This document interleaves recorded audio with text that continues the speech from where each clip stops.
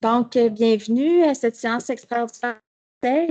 Nous sommes le 30 septembre 2024. Il est actuellement 13h30.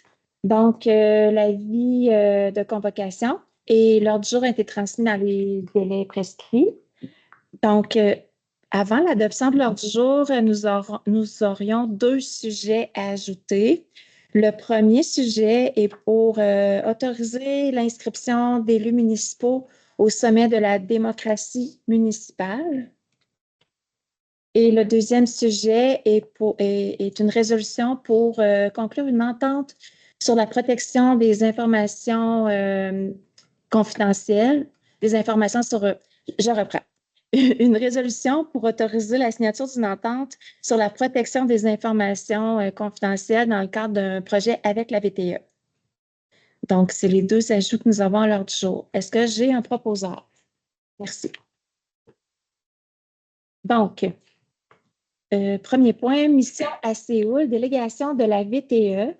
Donc, les villes de la VTE, c'est-à-dire Bécancour, Trois-Rivières et Shawinigan, ont été invitées par le maire de Séoul, dans le cadre de la transition énergétique toujours, à participer à une mission qui se déroulera à Séoul du 5 au 13 octobre.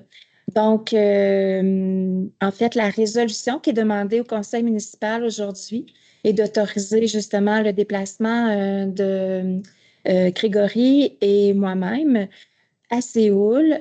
Les frais pour les élus sont pris en charge là, en grande partie par la ville de Séoul et certains frais sont à la charge de la ville pour un montant total de 3 500 $ ou peut-être moins.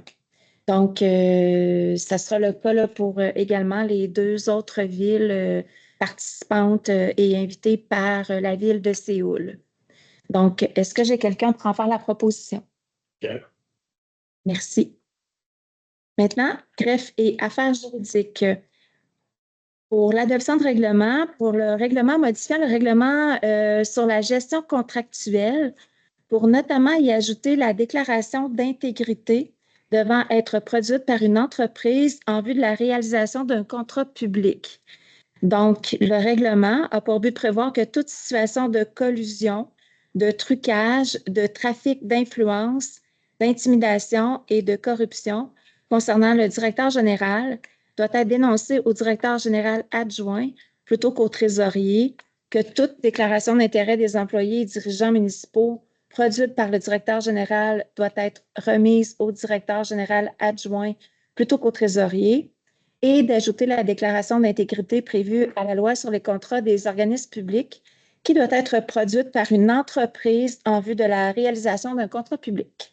Donc, l'avis de motion a été donné lors de la dernière séance régulière. Nous sommes maintenant à l'adoption du règlement. Est-ce que j'en propose un? Donc, merci, M. Doucet. Point 2, règlement modifiant le règlement décrétant les règles de contrôle et de suivi budgétaire pour y remplacer notamment la liste des fonctionnaires ayant le pouvoir d'autoriser des dépenses et de passer des contrats. Donc, comme le titre l'indique, le règlement a pour but de modifier certaines autorisations pour permettre l'octroi de contrats selon un montant de dépenses qui sera bien établi. Est-ce que j'en propose? Jasmine. Merci. Est-ce que vous êtes tous en accord avec les deux règlements qui viennent d'être adoptés? Oui. Maintenant, point 4, un mandat accordé à un notaire dans le but d'acquérir deux lots qui sont le 6 604 698 et 710, propriété des placements PF. Et ces deux lots se trouvent sur l'avenue des Lotus. Ces deux lots feront partie, au final, seront utilisés là, pour la réalisation de futurs sentiers. Et d'une rue aussi. Oui, merci de préciser. Maître Auger Saint-Yves. Donc, est-ce que quelqu'un prend pas la proposition? Marion, merci. Est-ce que vous êtes tous en accord? Oui. Merci. Maintenant, point 5, autorisation de paiement. Et je vais vous laisser la parole, Madame la greffière, pour expliquer de quoi il en retourne. En fait, les deux dossiers, c'est des dossiers de franchise dans les événements de l'année dernière des pluies. Donc, considérant que plusieurs franchises et les montants sont quand même importants, On demande une résolution municipale là, pour couvrir les montants. Donc, c'est un dossier qui va revenir de façon un peu plus récurrente au niveau du conseil municipal. Donc, le dossier, le DM, le MU 1452, c'est un montant de 4 392,47. Et le U 1454 est un montant de 488 $. Donc, c'est pour couvrir ces dépenses. Donc, est-ce que nous adoptons... En fait, je vais prendre un proposeur pour chacun des dossiers. Annie, pour le premier et pour le deuxième. Guillaume, vous êtes en accord avec les deux résolutions? Merci. Donc, nous serions maintenant à la période de questions. Madame la ministre, il y a les 2 points. Ah oui, effectivement. Donc, première résolution qui a été ajoutée, il s'agit d'une résolution pour autoriser les élus municipaux à participer au sommet de la démocratie municipale qui aura lieu le 17 octobre prochain à Québec. Est-ce que quelqu'un veut en faire la proposition? Est-ce que vous êtes tous en accord?